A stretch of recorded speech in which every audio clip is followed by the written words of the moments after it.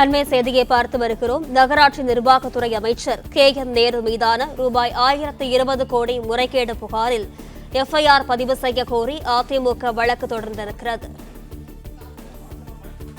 நகராட்சி நிர்வாகத்துறை அமைச்சர் KN நேரு மீதான ரூபாய் 1020 கோடி முறைகேடு புகாரில் FIR பதிவு செய்ய கோரி அதிமுக வழக்கு தொடர்ந்திருக்கிறது. அண்மை செய்தியை பார்க்கிறோம். KN நேருவுக்கு எதிராக அமலாக்கத்துறை கொடுத்த ஆதாரங்களின் அடிப்படையில் வழக்கு பதிவு செய்ய காவல்துறை மறுத்திருக்கிறது. இந்த நிலையில் புகாரில் FIR பதிவு செய்ய கோரி அதிமுக வழக்கு தொடர்ந்திருக்கிறது. நகராட்சி நிர்வாகத்துறை அமைச்சர் KN நேரு மீதான ரூபாய் 1020 கோடி முறைகேடு புகாரில் FIR பதிவு செய்ய கோரி அதிமுக வழக்கு தொடர்ந்திருக்கிறது. அண்மை செய்தியை பார்க்கிறோம். நகராட்சி நிர்வாகத்துறை அமைச்சர் KN நேரு மீதான ரூபாய் 1020 கோடி முறைகேடு புகாரில் FIR பதிவு செய்ய கோரி அதிமுக வழக்கு தொடர்ந்திருக்கிறது. விவரங்களுடன் செய்தியாளர் மாணிக்கம் இணைப்பில் இருக்கிறார். வணக்கம் மாணிக்கம், விவரங்கள்.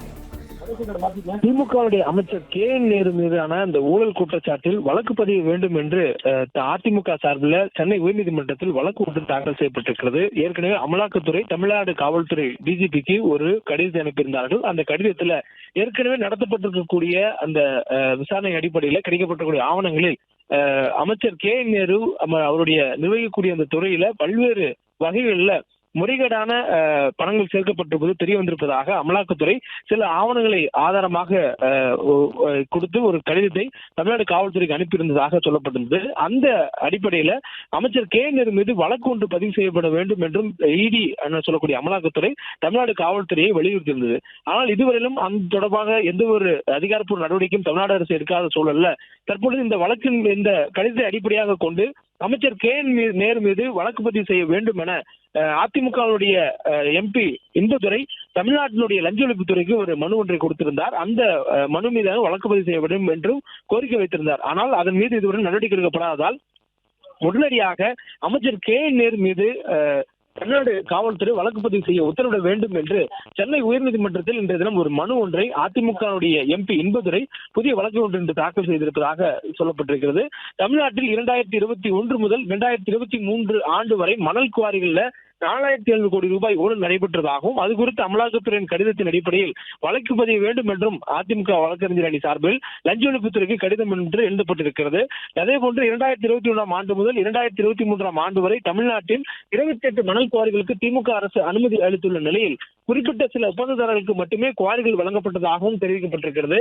கனிம வள சட்டங்களுக்கு முரணாகவும் அனுமதிக்கப்பட்ட அளவை தாண்டியும் குவாரிகளில் 24 மணி நேரமும் மண் அள்ளப்படுவதாகவும் அதிமுக எழுதிய அந்த மனுவில் சொல்லப்பட்டிருக்கிறது. மேலும் அதிமுக குற்றம் சாட்டி இருக்கக்கூடிய இதுல 3 ஆண்டுகளில் 4.9 ஹெக்டேர் என்ற அளவிற்கு மட்டுமே மணல் அள்ள அனுமதிக்கப்பட்ட நிலையில் பல மடங்கு அதிகமாக 987 ஹெக்டேர் என்ற அளவிற்கு மணல் அள்ளப்பட்டதாகவும் அந்த கடிதத்தில் தெரிவிக்கப்பட்டிருக்கிறது.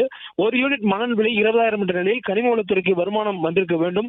ஆனால் வேண்டிய தொகை 3,700 கோடி ரூபாய். ஆனால் 3 ஆண்டுகளில் வெறும் 37 கோடி மட்டுமே கிடைத்துள்ளதாகவும் தெரிவிக்கப்பட்டுள்ளது. இதுபோல் இந்த கடிதத்தில் FIR பதிவு வேண்டும் என்று சொல்லி வலியுறுத்தி அதிமுக சார்பில் அமலாக்கத்துறையினுடைய கடிதத்தை அடிப்படையாக கொண்டு தமிழ்நாடு லஞ்ச ஒழிப்புத்துறைக்கு எழுதப்பட்ட கடிதத்தில் மணல் குவாரி மற்றும் அமைச்சர் KN நேரு ஆகிய இரு துறைகள் மீது நடவடிக்கை எடுக்க வேண்டும் என்றும் கோரிக்கப்பட்டிருந்தது. அதில் எந்த வகையான ஒரு நடவடிக்கையும் இதுவரை தமிழ்நாடு அரசினுடைய லஞ்ச ஒழிப்புத்துறை எடுக்காதனால உடனடியாக இதில் வழக்கு பதிவு செய்ய வேண்டும் என்று அதிமுக சார்பில் சென்னை உயர்நீதிமன்றத்தில் வழக்கு ஒன்று தாக்கல் செய்யப்பட்டிருக்கிறது.